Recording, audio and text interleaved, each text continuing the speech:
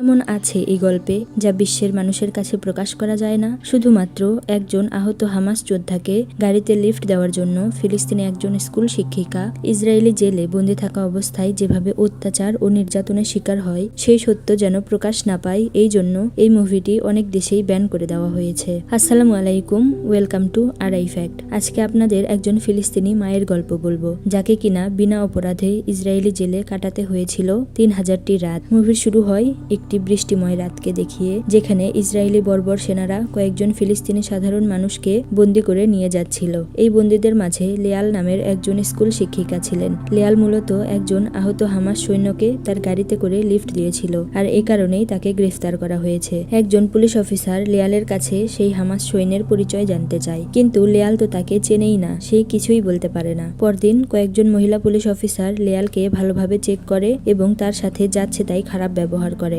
লেয়াল এই জেলে 335 নম্বর আসামি ছিল। জেল থেকে তাকে একটি কম্বল দেওয়া হয়। এরপর লেয়ালকে তার সেলে নিয়ে যাওয়া হচ্ছিল।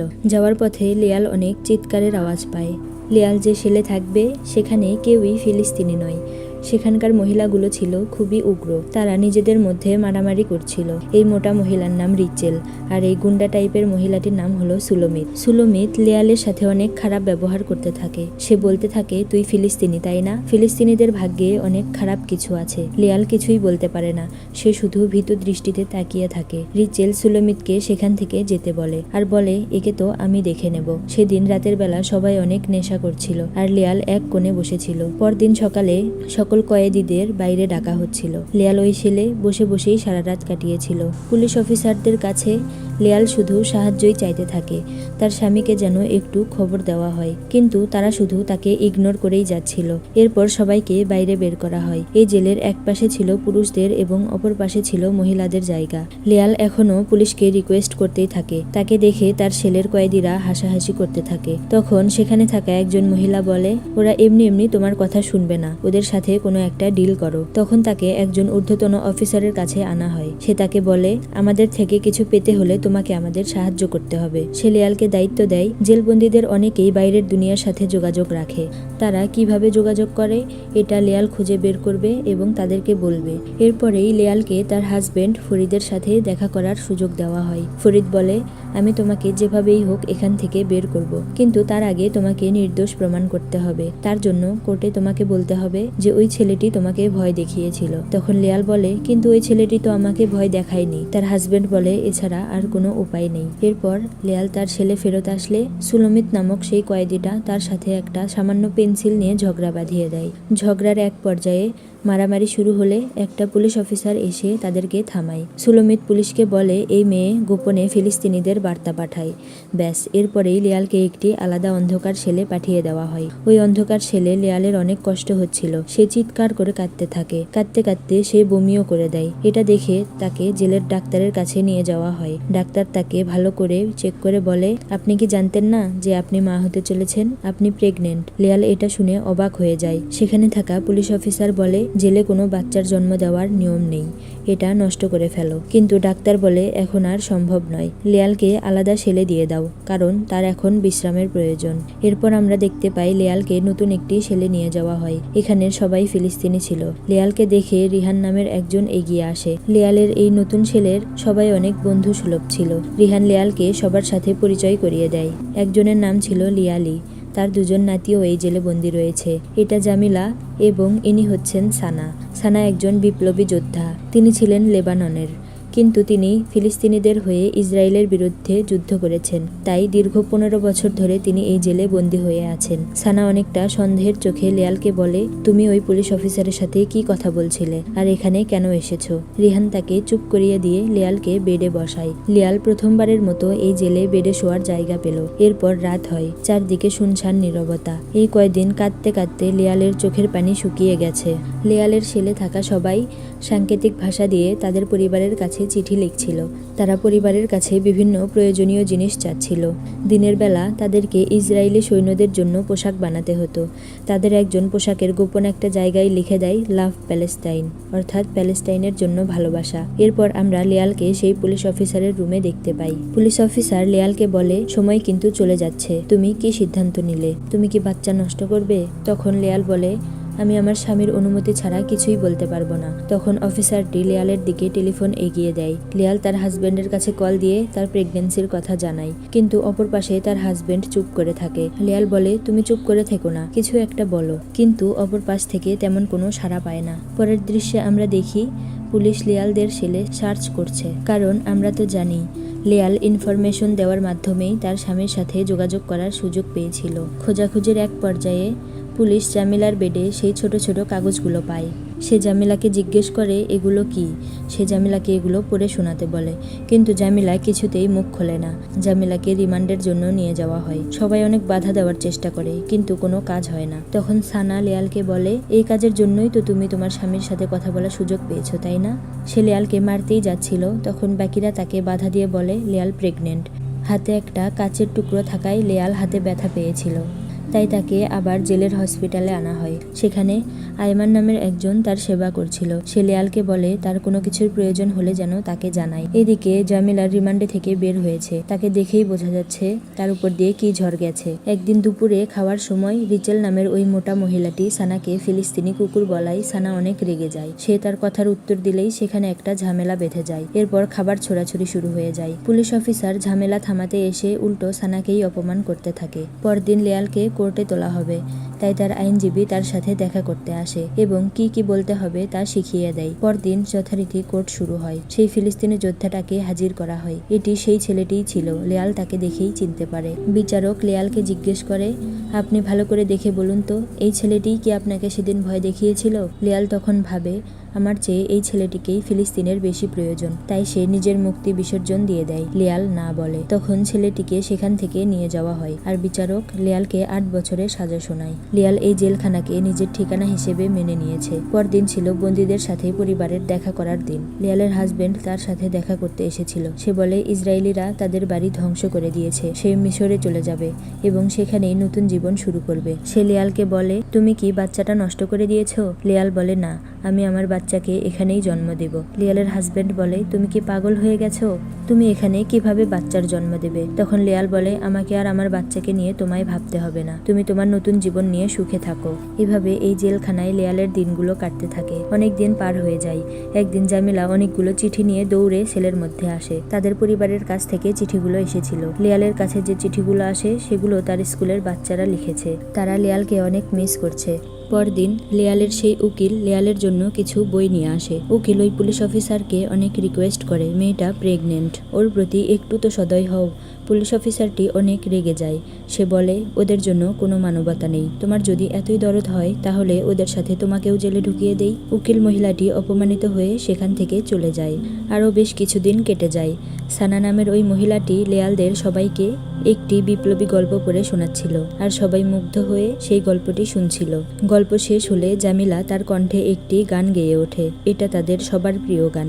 সবাই মিলে একসঙ্গে গান ধরে। গানের কথাগুলো এমন ছিল, একদিন এই আধার কেটে যাবে, স্বাধীনতার সূর্য উঠবে ফিলিস্তিনের আকাশে, আমরা আবারও ফিরে পাবো আমাদের মাতৃভূমিকে। এর মাঝেই লিয়ালের প্রচণ্ড ব্যথা শুরু হয়। লিয়ালকে আবারও জেলের হসপিটালে আনা হয়। এখানে ইসরায়েলিদের আরেকটি পাশবিকতার পরিচয় পাওয়া যায়। একজন অন্তঃসত্ত্বা মা তার চরম প্রসব বেদনায় কাতরাচ্ছে, আর এদিকে তার হাতগুলো বাঁধা হ্যান্ডকাফে এবং পাগুলো বাঁধা শিকলে। প্রচণ্ড যন্ত্রণায় লিয়াল চিৎকার করতে থাকে। সকল যন্ত্রণার অবসান ঘটিয়ে একটা ফুটফুটে ছেলে সন্তান এই পৃথিবীতে আসে। বাচ্চাটির জন্ম এই অন্ধকার জেলখানায় হলেও লিয়াল তার ছেলের নাম দেয় নূর, অর্থাৎ আলো। লিয়াল তার সন্তানকে বুকে চেপে ধরে আদর করতে থাকে। লিয়াল যখন নূরকে নিয়ে তার সেলে ফিরছিল, তখন কতগুলো ইসরায়েলি মহিলা লিয়ালকে উদ্দেশ্য করে বলতে থাকে, আরও একটা জঙ্গি বাচ্চা এই পৃথিবীতে জন্ম নিল। মা লিয়াল চুপচাপ তার সেলে ফিরে আসে। সেলের সবাই অনেক খুশি হয়ে নূরকে আদর করতে থাকে। নূর ছিল ফুটফুটে ও সুন্দর একটি বাচ্চা। জামিলা তো জানালার কাছে গিয়ে চিৎকার করে বলে, হে আল্লাহ, তোমার কাছে অনেক শুকরিয়া যে তুমি নূরকে আমাদের মাঝে পাঠিয়েছো। পরদিন লিয়ালের মা তার সাথে দেখা করতে আসে। সে নূরকে দেখে অনেক খুশি হয়। লিয়াল তার মাকে জিজ্ঞেস করে, ফরিদ কি নূরের কথা জানে? তার মা বলে, আমি তাকে জানিয়েছি, কিন্তু মনে হয় না সে নূরকে দেখতে আসবে। এরপর পুলিশ লিয়ালকে সেখান থেকে নিয়ে যায়। আরও কিছুদিন কেটে যায়। নূর বেশ বড় হয়েছে। নূর যেন এখানে থাকা সবার চোখের মণি। লিয়াল নূরকে পরম মমতায় আগলে রাখে। এভাবে আরও কিছুদিন কেটে যায়। নূর এখন 1 পা 2 পা করে হাঁটতে পারে। একদিন নূরের একটু ঠান্ডা লাগায় তাকে জেলের হসপিটালে আনা হয়। সেখানে সুলমিত নামের সেই ইসরায়েলি ইসরায়েলি মহিলাটিও ছিল। সে তার পূর্বের কাজের জন্য লেয়ালের কাছে ক্ষমা চায়। এদিকে লেয়ালদের প্রতিদিন ইসরায়েলি সৈন্যদের জন্য খাবার বানাতে হতো। তাদের মধ্যে জামিলা ছিল একটু বেশি প্রতিবাদী। তার এসব কিছু সহ্য হয় না। যারা তাদের পরিবারকে মারছে তাদের জন্যই তার রান্না করতে হচ্ছে। সে রেগে সমস্ত খাবার নষ্ট করে দেয়, আর এ কারণে তাকে আবারও রিমান্ডে পাঠানো হয়। কেটে যায় আরও অনেকগুলো দিন। নূরের এই জেলখানায় 2 বছর পার হলো। আজ তার দ্বিতীয় জন্মদিন। জেলখানার মধ্যেই একটি রুটির ওপর 2টা মোমবাতি জ্বালিয়ে তারা নূরের জন্মদিন পালন করে। নূরকে তারা উপহার হিসেবে পুরনো কাপড় দিয়ে পেঁচিয়ে বল বানিয়ে দেয়। বৃদ্ধ মহিলাটি তাকে পাখির মতো কিছু একটা বানিয়ে উপহার দেয়। তারা নূরকে নিয়ে ফিলিস্তিনি ভাষায় একটা গান ধরে। সুলোমিত এসব ভাষার কিছু না বুঝলেও সেও গানের সাথে সুর মেলায়। তখন রিচেল তাকে বাধা দেয়। এভাবেই জেলের ভিতরে কাটতে থাকে নূরের জীবন। পরদিন খাবার সময় সানা টিভিতে নিউজ দেখছিল। ইসরায়েলিরা আবারও ফিলিস্তিনিদের ওপর গণহত্যা চালাচ্ছে। অনেক নারী ও শিশু মারা গেছে। সানার হাত পা কাঁপছিল। তখন একটা পুলিশ অফিসার এসে টিভিটি বন্ধ করে দেয়। সানা নিউজ দেখার জন্য চিৎকার করলে সেখানে থাকা ইসরায়েলি বন্দীরা ও পুলিশ মিলে সানাকে অনেক মারে। তারা ফিলিস্তিনিদের মৃত্যু নিয়ে উপহাস করতে থাকে। ছেলে ফিরে সানা সহ সকলেই সিদ্ধান্ত নেয় তারা এই অত্যাচারের বিরুদ্ধে অনশন করবে এখানে বসেই। তারা ইসরায়েলি সেনাদের জন্য রান্নাও করবে না, আর কোনো পোশাকও বানাবে না। পরদিন একজন পুলিশ তাদেরকে ডাকতে আসলে জামিলা তাকে জানিয়ে দেয় তারা স্ট্রাইক করেছে, তারা কোথাও যাবে না। পুলিশটি তাদের বলে, তোরা অপেক্ষা কর, তোদের জন্য অনেক খারাপ কিছু অপেক্ষা করছে। ছোট্ট নূর তো জানে না মুক্ত আকাশে পাখি দেখতে কেমন। রিহান তাকে পাখি ও ঘোড়ার অবয়ব বানিয়ে দেখাচ্ছিল। নূর এগুলো দেখে হাসতে থাকে। লেয়াল এক দৃষ্টিতে তার ছেলের দিকে তাকিয়ে ভাবছিল, নূরের জীবনটা তো এমন নাও হতে পারত। পরদিন সুলোমিত সেই পুলিশ অফিসারের টেবিল পরিষ্কার করছিল। তখন সে তাকে লুকিয়ে একটা নিউজ পেপার নিয়ে লেয়ালদের কাছে পৌঁছে দেয়। সানা নিউজ পেপারটি দেখে চিৎকার করে ওঠে, কারণ ওই দিন যে পুলিশ অফিসারটি বলেছিল তোদের কপালে খারাপ কিছু আছে, আসলে ওই দিনের পর পুলিশ পাঠিয়ে সানার পরিবারের সবাইকে মেরে ফেলা হয়েছিল। সানার কান্নায় চারদিক যেন ভারী হয়ে উঠেছে। সে তার পরিবারের লাশ দেখতে চায়। সকল কয়েদিরা আগুন জ্বালিয়ে প্রতিবাদ করছিল। জেলা নির্দেশ দেয় সকল ফিলিস্তিনিদের আলাদা আলাদা জেলে রাখতে। পুলিশ এসে লিয়াল ও তার ছেলেকে অন্য একটি জেলে নিয়ে যায়। বাচ্চা ছেলেটি অনেক ভয় পেয়েছিল। মা লিয়াল তাকে অনেক বোঝানোর চেষ্টা করে, কিন্তু তার কান্না কোনোভাবেই থামছিল না। লিয়াল তার সাথে একটি কাঠের পাখি দিয়ে খেলছিল। এই কাঠের পাখিটা নূরের অনেক পছন্দের। সে খেলতে খেলতে এক সময় লিয়ালের পাশেই ঘুমিয়ে যায়। ঘুমন্ত নূরের হাতেই সেই কাঠের পাখিটা ছিল। লিয়াল তার ছেলের দিকে এক দৃষ্টে চেয়েছিল। নূরের হাতের পাখিটা একটি সত্যিকারের পাখি হয়ে যায়। এই দৃশ্যটির গভীরতা অনেক বেশি। এই ছোট্ট বাচ্চাটির যে বয়সে মুক্ত আকাশের নিচে খেলার কথা ছিল, সেই বয়সে সেই অন্ধকার জেলে বেড়ে উঠছে। সেই পুলিশ অফিসারটি লিয়ালের ছেলে আসে। সে বলে, নূরের বয়স এখন 2 বছর হয়ে গেছে, আর নিয়ম অনুযায়ী সে আর এখানে তোমার সাথে থাকতে পারবে না। নূর তার মাকে জড়িয়ে ধরেছিল। লিয়াল স্ট্রাইক করেছিল, তাই নূরকেও কোনো খাবার দেওয়া হয় না। তখন সুলোমিত লিয়ালকে নূরের জন্য কিছু খাবার দেয়। সুলোমিত লিয়ালকে বলে, তোমাকে আমি বিদায় জানাতে এসেছি, আমাকে এখান থেকে খুব তাড়াতাড়ি মুক্ত করে দেওয়া হবে। লিয়াল সুলোমিতকে বলে, তুমি তোমার খেয়াল রেখো। পরদিন রিহানকেও লিয়ালের ছেলে নিয়ে আসা হয়। রিহান অনেক কাঁদছিল। স্ট্রাইক করার কারণে তাকে তার পরিবারের সাথে দেখা করতে দেওয়া হচ্ছে না। তার ছোট বাচ্চাটা অনেক অসুস্থ।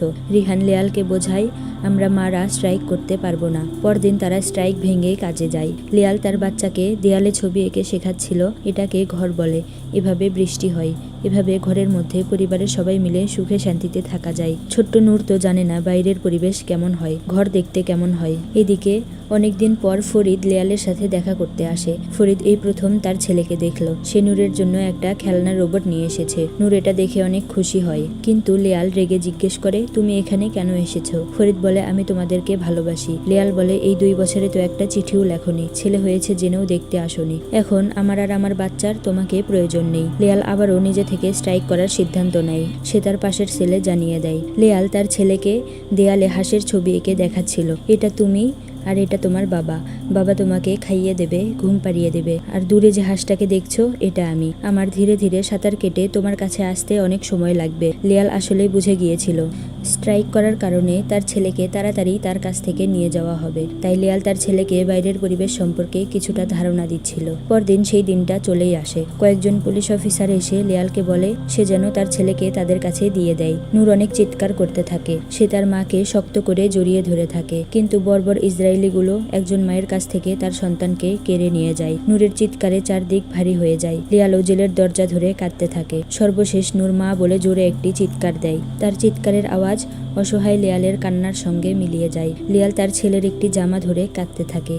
এভাবেই ওই অন্ধকার জেলে লিয়ালের দিন কাটতে থাকে। একদিন সবাই সিদ্ধান্ত নেয় বড় একটি বিদ্রোহ করার। তারা সবাই মিলে প্রস্তুতি নিচ্ছে। ঠিক 10টার সময় সবাই মিলে একসঙ্গে বিদ্রোহ করবে। জেলার বুঝতে পারে না কি হচ্ছে এসব। সবাইকে একটি খোলা জায়গায় নিয়ে আসা হয়। তারা সবাই মিলে পুলিশের সাথে ধস্তাধস্তি শুরু করে দেয়। ঠিক তখনই দূর থেকে একটা পুলিশ গুলি চালায়। জামিলা মাটিতে লুটিয়ে পড়ে। সেই মাথা গরম সংগ্রামী মেয়েটা মারা যায়। লিয়াল নির্বাক হয়ে যায়।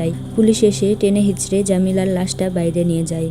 আর তাদের সবাইকে আবার জেলে বন্দি করে বাইরে থেকে মেইন গেট বন্ধ করে দেওয়া হয়। চারদিকে ছিল প্রতিবাদের ঝড়। সেই ঝড় পাশের পুরুষ বন্দীদের মাঝেও ছড়িয়ে পড়ে। সময়ের সাথে পুরো জেলখানায় একদম উত্তাল হয়ে ওঠে। এদিকে ইসরায়েলি সৈন্যরা বন্দীদের বিদ্রোহ থামাতে তাদের ওপর গ্যাস স্প্রে করে। কিন্তু তারা তখনও আন্দোলন চালিয়েই যাচ্ছিল। তবে তারা গ্যাসের সাথে আর পেরে ওঠে না। আস্তে আস্তে সবাই মাটিতে লুটিয়ে পড়ে। অনেকক্ষণ পর পুলিশ যখন জেলের ভেতরে প্রবেশ করে তখন প্রায় সবাই অচেতন অবস্থায় মাটিতে পড়েছিল। ছানার একটু একটু জ্ঞান ছিল। সে তার একটি হাত দিয়েই একটি বাটি মাটিতে আঘাত করে করে তার প্রতিবাদ জানাচ্ছিল। এই প্রতিবাদের সুর আস্তে আস্তে পুরো জেলখানায় আবারও ছড়িয়ে পড়ে। ফিলিস্তিনিরা আসলে এমনই। তারা আমাদের মতো কাপুরুষ না। আমরা লিয়ালকে আবারও সেই জেলের হসপিটালে দেখতে পাই। আইমান নামের সেই ছেলেটা লিয়ালের হাতে একটি কাগজের টুকরা দিয়ে যায়। লিয়ালের জ্ঞান ফিরলে সে দেখতে পায় সেখানে লেখা হামাস কয়েকজন ইসরায়েলি সৈন্যকে ধরে নিয়ে গেছে। আর তাদের মুক্তির বিনিময়ে তারা এখান থেকে তোমাদের কয়েকজনের মুক্তি চেয়েছে। তোমার জন্য হয়তো সামনে শুভ দিন অপেক্ষা করছে। এরপর সেই শুভ দিনটি চলেই আসে। যাদেরকে মুক্তি দেওয়া হবে মাইকে তাদের নাম বলা হচ্ছিল। সানা সহ অনেকের নাম সেখানে ঘোষণা করা হয়।